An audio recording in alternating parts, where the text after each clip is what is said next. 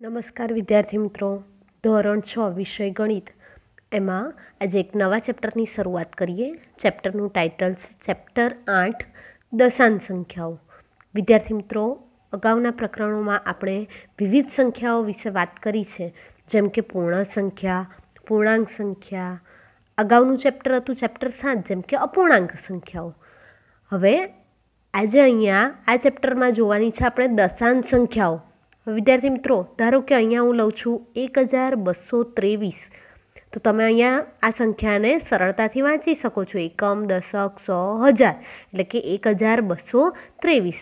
પરંતુ અહીંયા એક વચ્ચે ટપકું મૂકું, એટલે કે પોઈન્ટ પછી હું આની આ સંખ્યા લખું, 32 લખું, તો 1223 પોઈન્ટ પછીની સંખ્યાઓને કઈ રીતે વંચાય એ આપણને ખબર નથી. તો એ પોઈન્ટવાળી સંખ્યાઓ જેને કહેવાય છે દશાંશ સંખ્યાઓ, તો આ ચેપ્ટરમાં આપણે આ પોઈન્ટવાળી સંખ્યાઓ વિશેનો અભ્યાસ કરવાનો છે. સૌપ્રથમ જોઈએ દશાંશ અપૂર્ણાંક. હવે દશાંશ કોને કહેવાય? તો દશક, એકમ અને દશાંશ અપૂર્ણાંક. દશકનું સ્થાન હોય એટલે આપણે જાણીએ છીએ 10, એકમનું સ્થાન એટલે કે 1, અને દશાંશ અપૂર્ણાંક એટલે કે 1/10, એટલે કે પોઈન્ટ પછીની એક સંખ્યા. હવે જોઈએ તો દશકના સ્થાન પર છે 2, એકમના સ્થાન પર છે 3, એટલે એ સંખ્યા કઈ બનશે? આ બંનેને જોઈન્ટ કરીએ તો સંખ્યા કઈ બનશે? 23.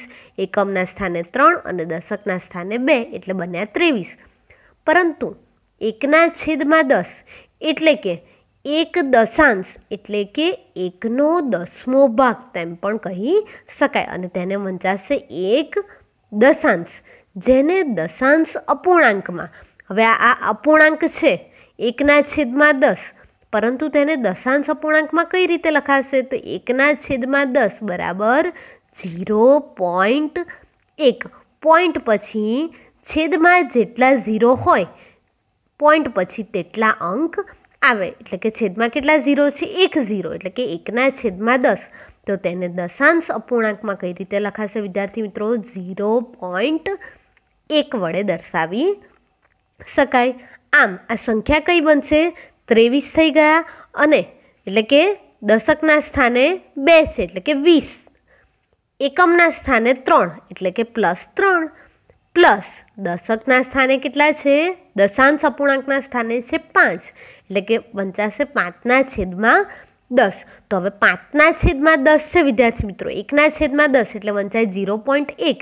તો 5/10 છે, તો તેને દશાંશ અપૂર્ણાંકમાં ફેરવીએ તો કઈ રીતે લખાશે? 0.5, એટલે કે 20 + 3 એટલે થશે 23, અને 23માં આપણે 0.5 ઉમેરીએ તો થશે 23.5.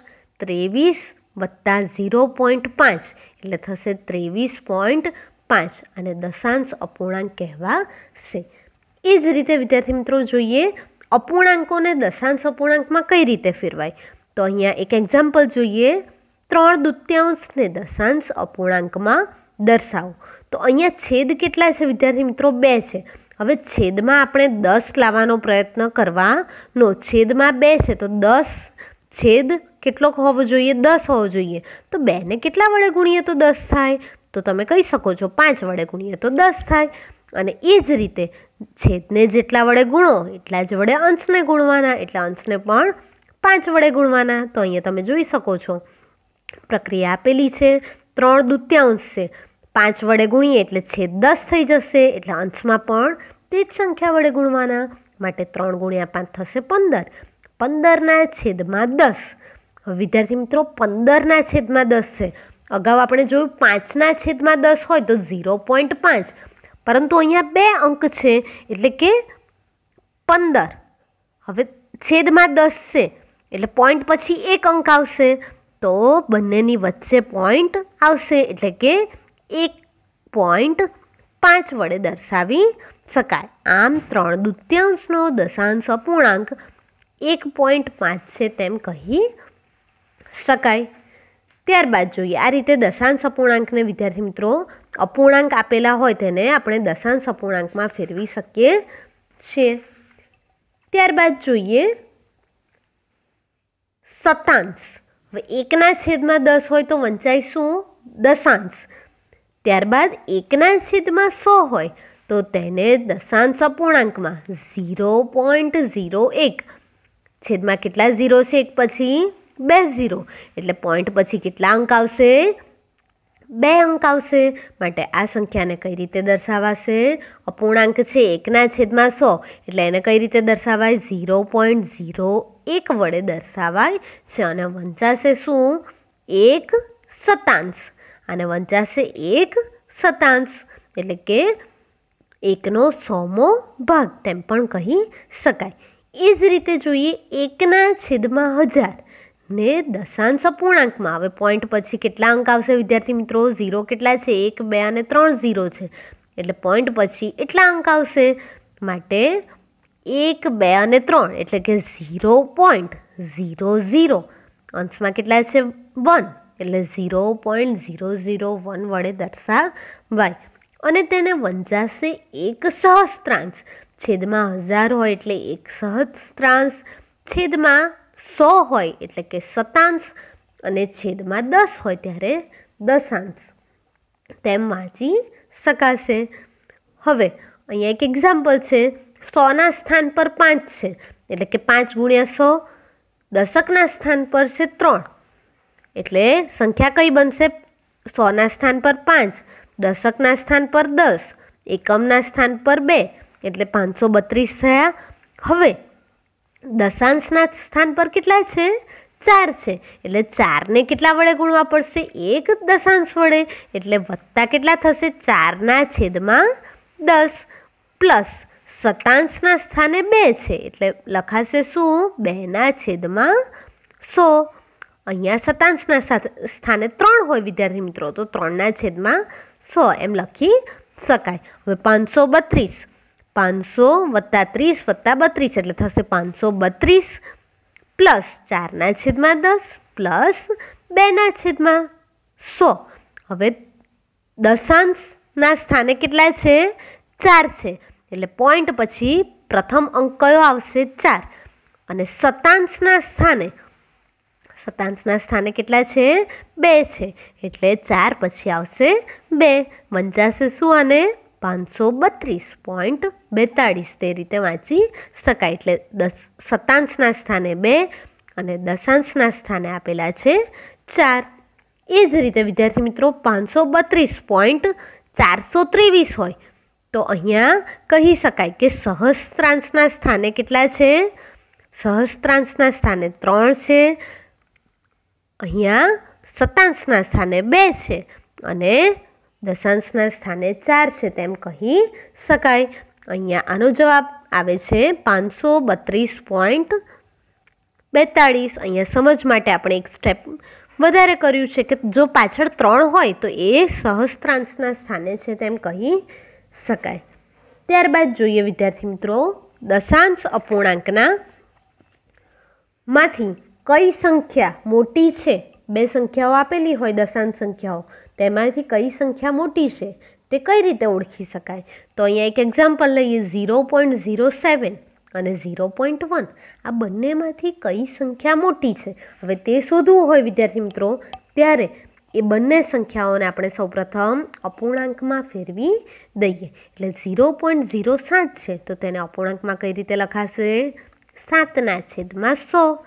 પોઈન્ટ પછી જેટલા અંક હોય એટલા છેદમાં 0 આવશે, એટલે 7/2 અંક છે એટલે 7/100. અને 0.1 છે તો તેને આપણે અપૂર્ણાંકમાં ફેરવીએ એટલે 1/10, કારણ કે પોઈન્ટ પછી 1 અંક છે એટલે 1 0 આવશે, એટલે 1/10 અને આ થયા 7/100. હવે વિદ્યાર્થી મિત્રો બંને સંખ્યાઓ આપણે જોઈએ 7/100 અને 1/10. હવે આ બંને સંખ્યાઓના છેદ સરખા નથી. સૌપ્રથમ આપણે છેદ સરખા કરવાનો પ્રયત્ન કરીએ.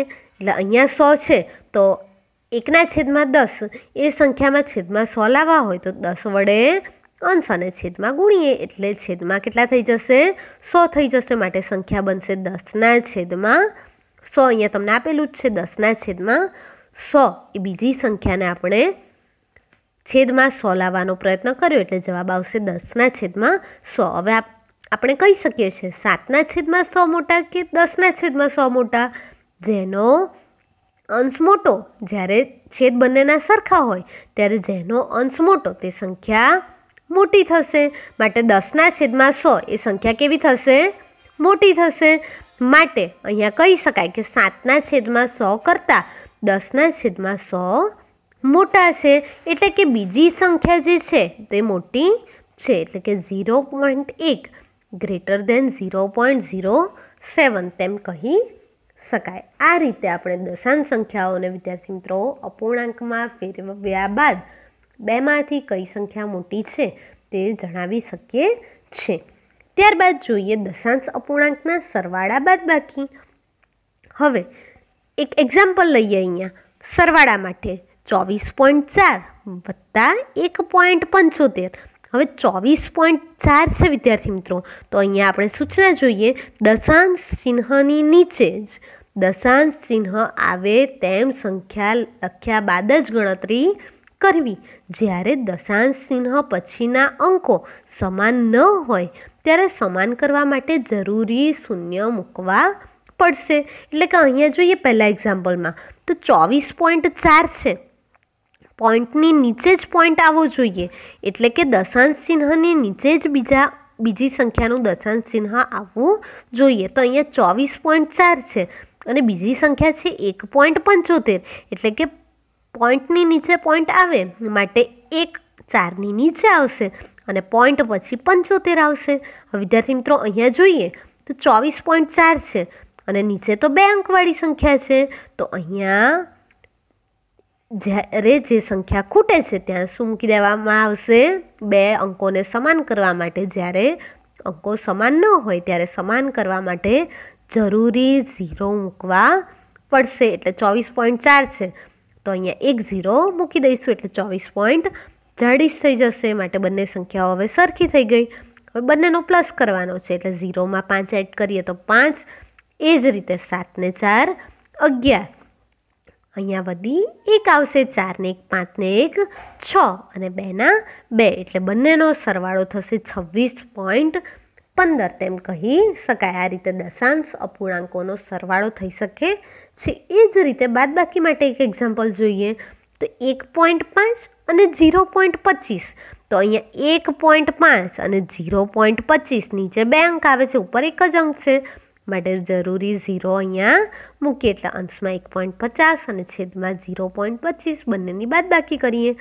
0માંથી 5 બાદ ન થાય માટે અહીંયા દશક લઈએ એટલે અહીંયા આવશે 10 અને 10માંથી 5 બાદ થાય એટલે આવશે 5. એટલે અહીંયા 1 ઓછો થશે એટલે 5માંથી અહીંયા 4 આવશે.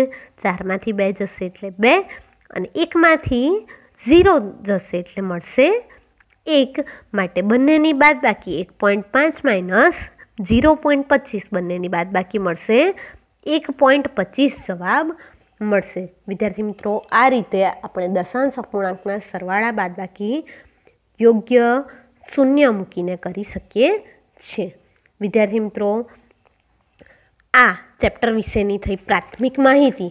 આ દરેક પ્રાથમિક માહિતી તમારે આ દશાંશ અપૂર્ણાંક વિશેની માહિતી, એ જ રીતે આ એક્ઝામ્પલ, એ જ રીતે શતાંશ અને સહસ્ત્રાંશ વિશેની માહિતી અને કઈ સંખ્યા મોટી છે તેનો આ એક એક્ઝામ્પલ અને એ જ રીતે સરવાળા અને બાદબાકીનો આ એક એક્ઝામ્પલ. આ દરેક માહિતી તમારી નોટબુકમાં ચેપ્ટરનું ટાઇટલ લખ્યા બાદ સ્વાધ્યાય પોથીમાંથી આ માહિતી આપણે જે અત્યારે મેળવી તે લખી લેવાની રહેશે. નેક્સ્ટ વિડીયોમાં આપણે ચેપ્ટરના સ્વાધ્યાય વિશે વાત કરીશું. Thank you.